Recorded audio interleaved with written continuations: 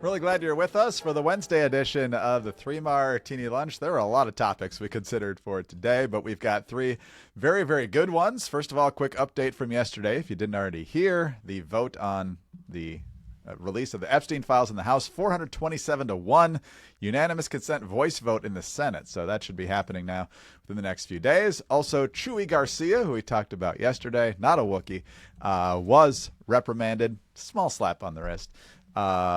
But even 23 Democrats, though, voted to reprimand him for basically fixing the Democratic primary, dropping out at the very last second, so only his chief of staff would be on the ballot in the Democratic primary. And so now we're going to be talking about what's going on today. First of all, we're going to be taking a look at Maryland now pushing for a $25 an hour minimum wage. Some folks are trying to put that on the ballot next year as a constitutional amendment. We'll also be taking a look at one of the other fallouts of the Epstein saga, the members of Congress and others who have been found to have associations with Jeffrey Epstein. And some who haven't, but have been accused of it. Thanks a lot, Jasmine Crockett out of Texas, for you and your crack staff for this story. That's going to be a lot of fun. And we're going to be taking a look at Tom Homan explaining the progress being made to find those 300,000 missing kids that the Biden administration lost track of after letting pretty much everyone in at the border. So, Jim, plenty to talk about today, but you can always depend on at least somebody in Congress doing something ridiculous. Yeah, I just got to do a quick fact check, Greg. Is that her crack staff or her on-crack staff? Certainly sounds like the latter. This is potential Senate candidate Jasmine Crockett, but we'll leave that for the segment coming up. Oh, yeah, there's a part of me that really wants her to be the nominee. But anyway, we'll get to all of that in just a moment. First of all, let's talk about the fact that we're almost at the end of the year. 2026 is just a few weeks away. Christmas is barely more than a month away. But what do you want your financial future to look like in 2026 and beyond? You can see that the value of the dollar is slipping away. So what about gold? Well, the end of the year is when you look back and realize how fast things can change, the markets, the economy, even your job security in some cases. So when you're sitting around the table this holiday season, surrounded by your family, that's when you need to start thinking about the future and protecting what you've built. And when it comes to diversifying your portfolio and getting that gold IRA started with the best possible folks behind it, Noble Gold is where you want to be. You know, there are a lot of companies that try to, sell the sizzle and try to, flash and excitement and all that stuff. What I like about Noble Gold is that they're very clear, they're very direct. They're here to serve and guide people through complex topics with patience and clarity. They know the markets, they know the metals, and they know the strategies. So they're very straightforward about all this. There's no hype. They just give you honest, fact-based insights and clear options. Speaking like a trusted friend, not some finance bro, because they want you to feel more confident and in control after hearing from them. Exactly. I've talked to these people. I've had a conversation, a very casual but detailed conversation with Colin Plume over at Noble Gold Investments. There's no rush to force you to, make some sort of specific purchase. They explain what they do. They get an idea of what you want to do and where you are with your finances. And then they help you make the best decision. But there's no pressure whatsoever. So before you check out for the holidays, do one smart thing for your future. Go to noblegoldinvestments.com/3ML and download their free gold and silver guide. And when you open a qualified account, you'll receive 10 1-ounce commemorative silver holiday coins. Visit noblegoldinvestments.com/3ML. That's noblegoldinvestments.com/3ML. All right, Jim, let's start with the good martini. It's kind of a depressing and disgusting story where the Biden administration left the Trump administration on this issue. But of course, from day one, the border was a sieve and millions upon millions of people came in. The peak was 300,000 in a month, and now we're down to a few thousand a month and virtually nobody getting in. But as Tom Homan and others have talked about, Tom Homan being the Border Czar, 300,000 kids somehow went missing. 300,000. That's a lot of kids. And apparently, the Biden administration didn't do much to try and find them. But Homan was on Fox News last night with Jesse Waters. He's fed up with the protests against ICE because of how these guys are being demonized and the whole narrative is being demonized. And then he talked about the kids. And here's the progress they made. It's just over and over again. They want to attack ICE. They want to throw all these false narratives. Bottom line is ICE is protecting their communities. And all these people, where were they when President Obama was president and ICE removed 409,000 people was the record at the time? Where were they? Where were they when 500,000 children were smuggling this country and they lost track of 300,000 of them? You know what President Trump has done? I was with HHS today, Jesse. We already found over 30,000 of these kids. You know, like 3 weeks ago, we're at 24,000. Now we're over 30,000. Wow. And we're going to keep working until we find every one of these kids. President Trump saving lives every day. Most secure border in the history of the nation. Less fentanyl killing Americans. Less sex trafficking of women and children. And we're finding children that Biden administration wasn't even looking for. And we're the bad guys. It's disgusting. Yeah, it is disgusting. And he's right about the border numbers, too. It's not just the numbers. It's the reduction in drugs coming in. It's the reduction in the sex trafficking. It's the reduction in criminals coming across into our country. And so 10% of the kids have been found. Obviously, a long way to go. But the motivation is in the right place. And hopefully they make even more progress. Greg, I want to take you and listeners back to February 2023, right now, more than 2 years ago. Hannah Dreier, reporter for the New York Times, traveled to Alabama, Florida, Georgia, Michigan, Minnesota, South Dakota, and Virginia for a story about the exploitation of migrant children who'd come across the border and some of these children that had been lost. And it turned out a lot of them were doing child labor in factories, places like well-known brands like Cheetos and Fruit of the Loom. This was an eye-opening, shocking story. I think you could argue is one of the best articles the New York Times has written in years. And stunning, jaw-dropping. This is, people who are supposed to be protected by our government. We don't want to see them exploited for sex trafficking. We don't want to see them exploited by large corporations putting them to work. I can't say that this was a totally ignored story, but it did not. I don't remember seeing a great deal of discussion about it on cable news. This was not on the cover of Time magazine or Newsweek or anything. It won the Pulitzer, right? So there was people in journalism looked at this and said, wow, this is an extraordinary work of journalism. This is exactly the kind of deep dive reporting looking for the exploitation of the most vulnerable and the most helpless in our society. This is what journalism is supposed to be. And yet it's crickets. Very little response to this. So we now see the Trump administration. Why did it not get so much attention? I think because it didn't fit the narrative. The audiences for both, all kinds of publications and, cable news out there is like, well, the Biden administration is good and kind and loves immigrants, and the Trump administration was big and bad and scary and wants to, oppress them. And here you have a situation in which lack of enforcement has led to large-scale exploitation of migrant children. Here we have the Trump administration making an effort to fix this. And as you were recognizing, still roughly 270,000 kids out there that are still lost. There's still a lot of work to be done. If I have any quibble with this, and look, maybe you don't want to have Homan do this. I know he's already a lightning rod figure among Democrats, and everyone sees him as Darth Vader and all that kind of stuff. There are lots of people at ICE who come out and simply recite these figures and point to these 30,000 kids that they found. And I also would say, if you're trying to persuade people on this issue, I don't know if the Jesse Waters audience is the one that's really full of swing voters or people. I think if you're watching Jesse Waters, you probably know how you feel about illegal immigration and how you feel about the Trump administration. I'd love to see somebody from ICE go on MSNBC and point to the stories of recovering these kids and reuniting them with their families and saying, look, you don't love everything we have to do. You might have a very different perspective on how we should enforce immigration laws. But the Biden administration, by refusing to enforce immigration laws, created this mess. We are in the process of messing this, no matter what you think of the immigration issue. You should support getting these kids out of child labor, out of exploitation, out of sex trafficking, and reuniting them with their families. And so, this is a beautiful thing the administration is doing. I just kind of wish they could sell it a little bit better to an audience that I think probably ought to be more receptive to it. And I would really wish we did not turn this into a black and white, red and blue, automatic partisan issue. You could be the world's biggest proponent of legal immigration, and you could look at it and say child exploitation is wrong, and it is good for the administration to get trying to find these kids. So kudos Tom Homan, kudos ICE. This is what government's supposed to do. And unfortunately, still a lot of road ahead to travel.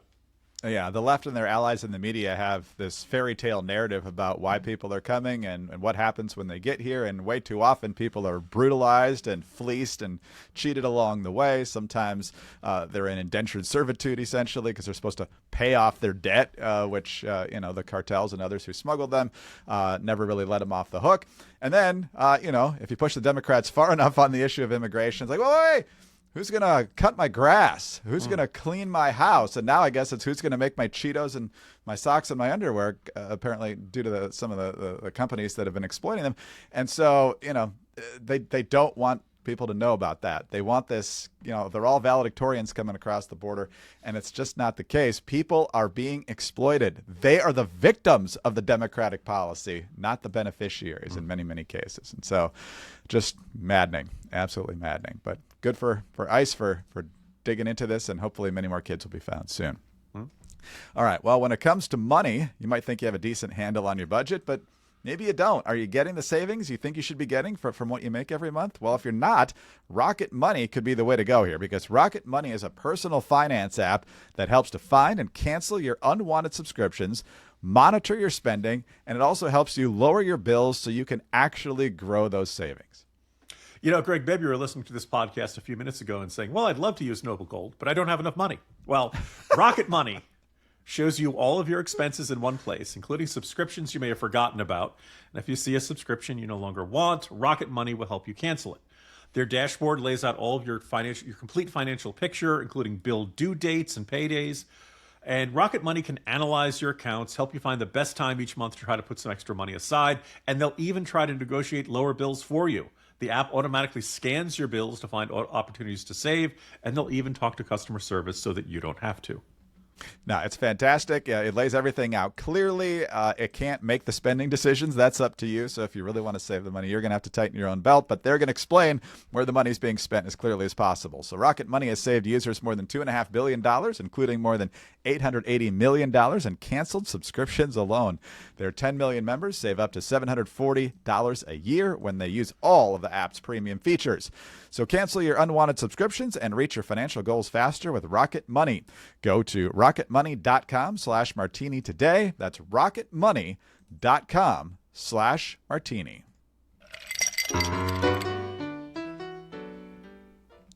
All right, Jim, on to our bad martini, but this is kind of delicious in a fun way. It's got elements of crazy. It's good that this got blown up in Jasmine Crockett's face, politically speaking. So yesterday, we had the Epstein files vote. We had the Chuy Garcia vote. Well, there was also a vote as the GOP tried to censure the congressional delegate from the Virgin Islands. Her name is Stacey Plaskett, and the reason for that was because she was actually texting with Jeffrey Epstein in 2019 at a hearing, I think, involving Michael Cohen, who had flipped on Donald Trump at that point. And so that gets found out, and so the GOP tries to censure her. The vote failed, but as part of that debate, Jasmine Crockett, the outspoken congresswoman from Texas and potential U.S. Senate candidate in 2026, decided, oh, yeah, Jeffrey Epstein, well, two can play that game. And so she quickly had her staff dig into any Republicans who got money from Jeffrey Epstein. And here's how she presented it on the House floor.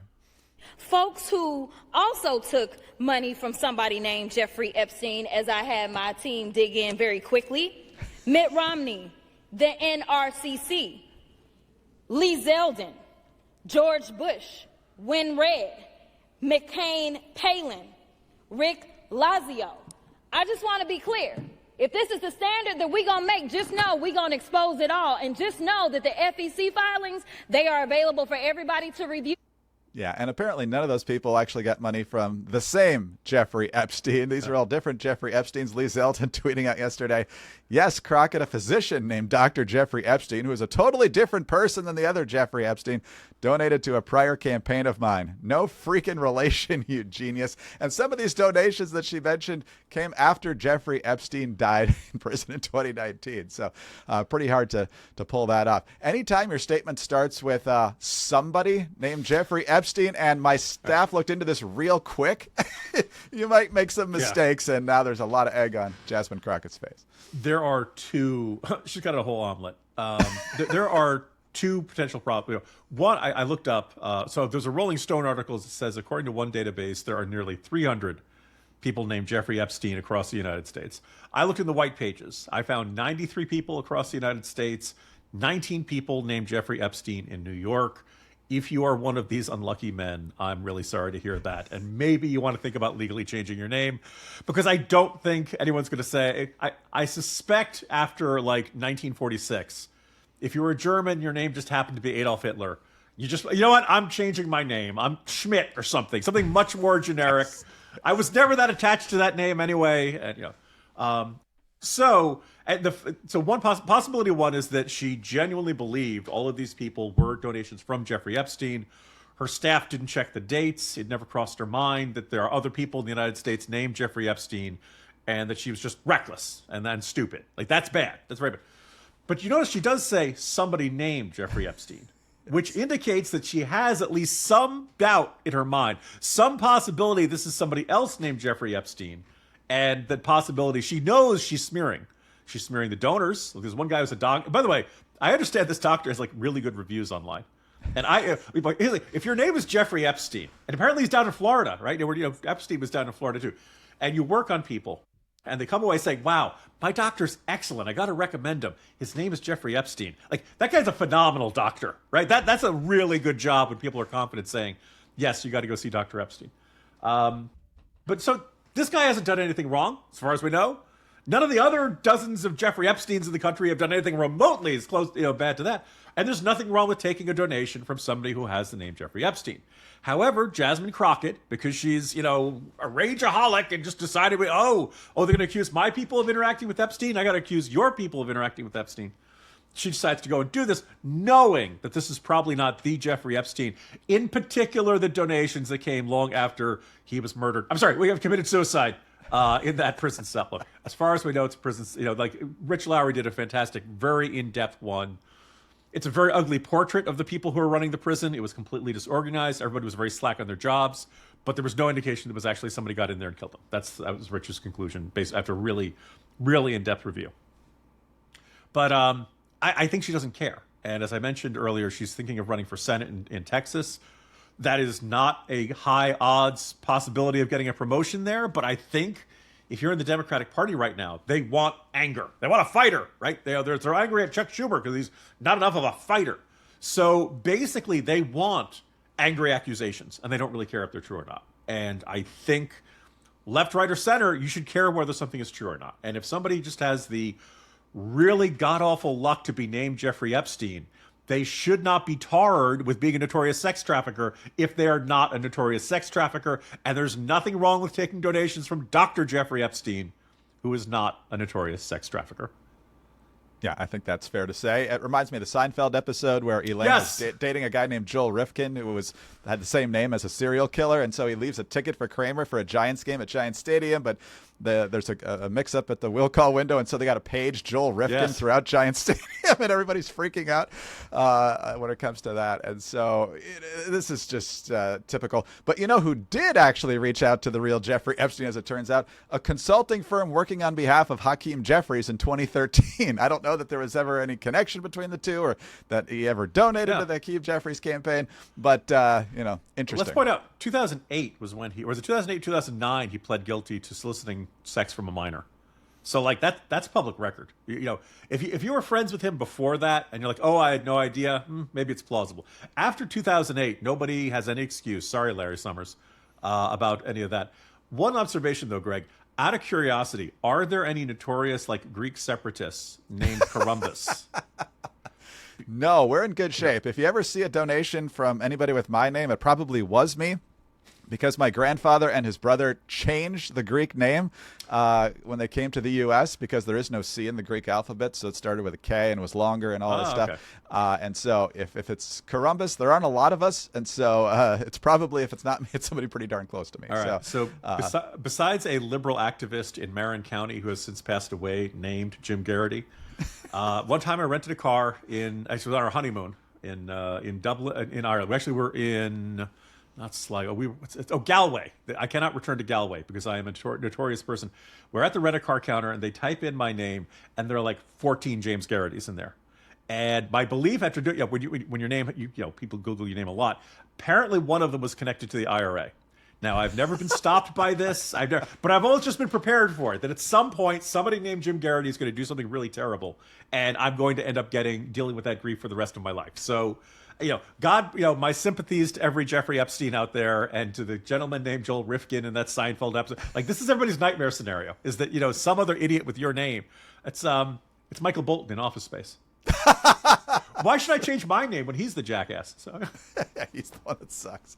Yeah. Anyway, that's fascinating stuff. And Jasmine Crockett, Jim, part of me really wants her to be the nominee. Not because I want her close to being one vote away from the Senate, but I think if she was the nominee, no matter who wins that Republican primary, I'm pretty sure the GOP holds that seat. Slam dunk win.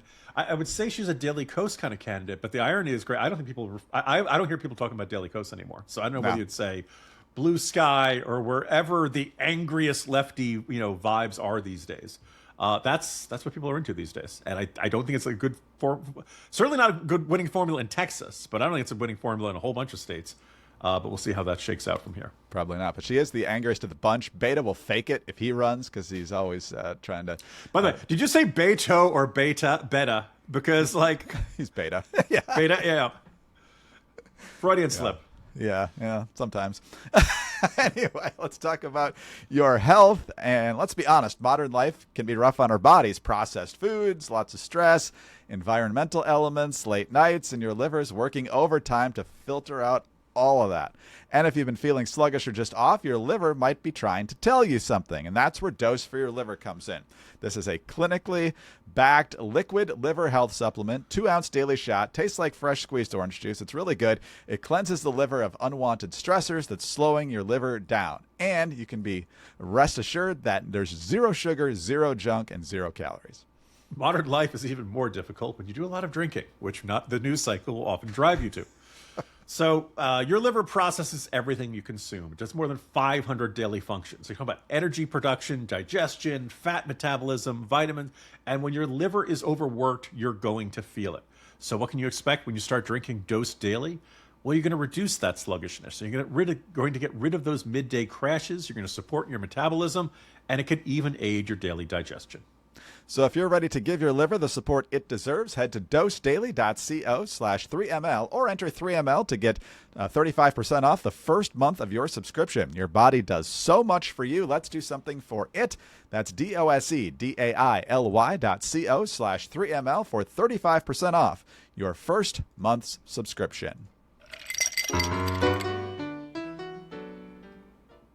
All right, Jim, there's definitely a lot of concern around the country as it relates to the economy, and affordability is the big word that the left likes to use, but just cost of living it's getting worse, and it has been for the last number of years. It's the inflation rate is not growing as fast nearly as it was a few years ago, but things have not gone down, and so budgets are stretched tighter, even if you do have rocket money. But there is now a statewide effort to raise Maryland's minimum wage. This is from ABC7 in the D.C. area, to $25 an hour. And this movement is gaining traction, setting up what could become one of the most significant wage debates in state history. The proposal, led by the national advocacy group One Fair Wage, would amend Maryland's constitution and eliminate exceptions for tipped and youth workers as well, making it the highest statewide minimum wage in the nation. Volunteers are fanning out across the state this week, launching a signature drive aimed at placing the wage hike on the 2026 ballot. And so, Jim, simple economics here. If life's too expensive and then you increase the minimum wage, those business owners are going to have some options on how they're going to cover those costs. They could not hire as many people. They could raise prices. The one thing that's not going to happen is lowering the cost of living. Greg, this is the dumbest idea since Gavin Newsom in the state of California started sending out checks to everyone to fight inflation. Let's increase the money supply. Let's put more money in people's hands because that'll bring prices down. No, it actually does not do that. All right, so let's say you're an unskilled labor. Most of us start life as unskilled labor, particularly like in our teenage years. We don't have great abilities to, manage a law firm or do medical work or something like that. We enter life minimally skilled, which means if we want to get hired for a job, we don't have a lot of competitive advantages over other potential workers out there. The one advantage we have, particularly if you're a teenager and you're living at home, you don't have to support yourself, is so you can work cheap. And unfortunately, this is like part of how you can negotiate to get a job. Like when people put out contracts for bids, they want to get the most money they can, but they also recognize that if their bid is too high, then they're not going to get the job. They're not going to get the contract. That there's somebody else who can do the job for cheaper. So you're always looking for the highest possible rate that you can get that still makes you valuable to the person who wants you to do the work. Unfortunately, if you're a teenager, now when you're trying to support, people say, "Oh, minimum wage is not enough to support a family of 4." Yeah, it's not. You're probably not supposed to be working at a burger flipping job if you have kids to support. Hopefully at that point in life, maybe you're a manager, right? Maybe you're doing something else that involves, you're supposed to eventually accumulate skills that makes you more valuable to your employer.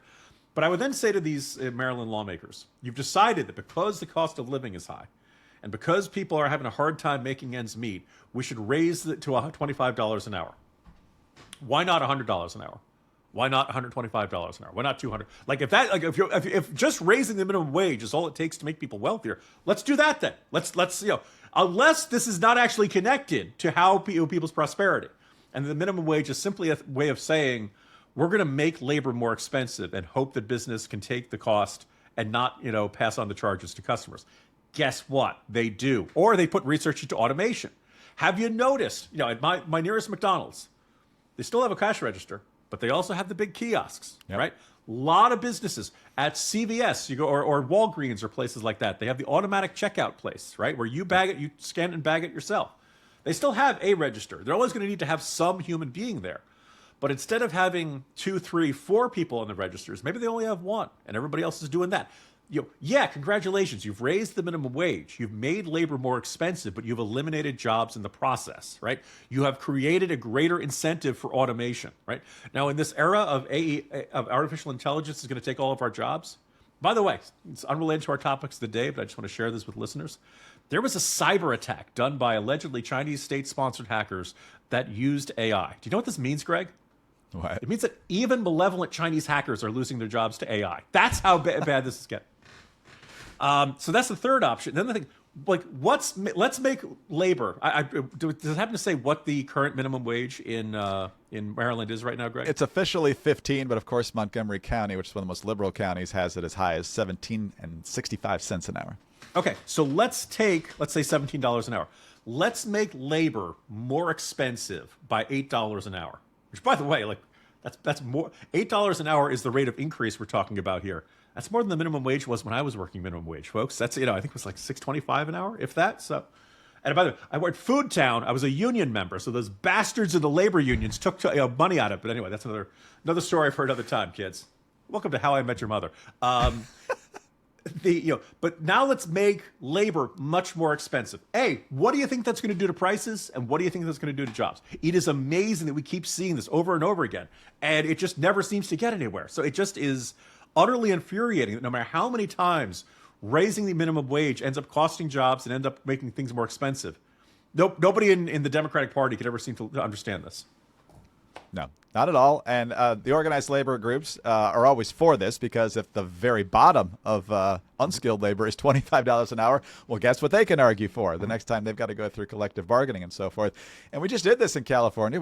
Gavin Newsom, was it $20 an hour for fast food workers, except at Panera, because he's buddies with the guy at Panera. And guess what happened to the number of fast food workers in the state of California? It went down. It didn't go up because they can't afford it. And the same thing's going to happen. The economy is going to struggle even more. But the left never learns. They just keep going higher. Remember Barbara Lee in a Senate debate a few years ago was arguing for $50 an hour. Pretty soon that's going to be where the whole Democratic Party is, but not yet.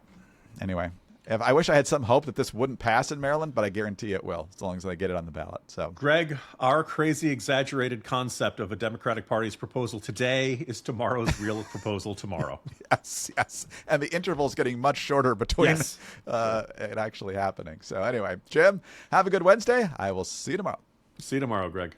Jim Garrity, National Review. I'm Greg Corombos of Radio America. Thanks so much for being with us today. Please subscribe to the 3 Martini Lunch podcast if you don't already, and tell your friends about us as well. We'd love to have them listening too. Thanks also for your 5-star ratings and your kind reviews. They really do help us out a lot. You can get us on your home devices. All you have to say is play 3 Martini Lunch podcast. Follow both of us on X. He's at Jim Garrity. I'm at Greg Corombos. We're also now on Facebook and Instagram. Have a terrific Wednesday. Join us again Thursday for the next 3 Martini Lunch.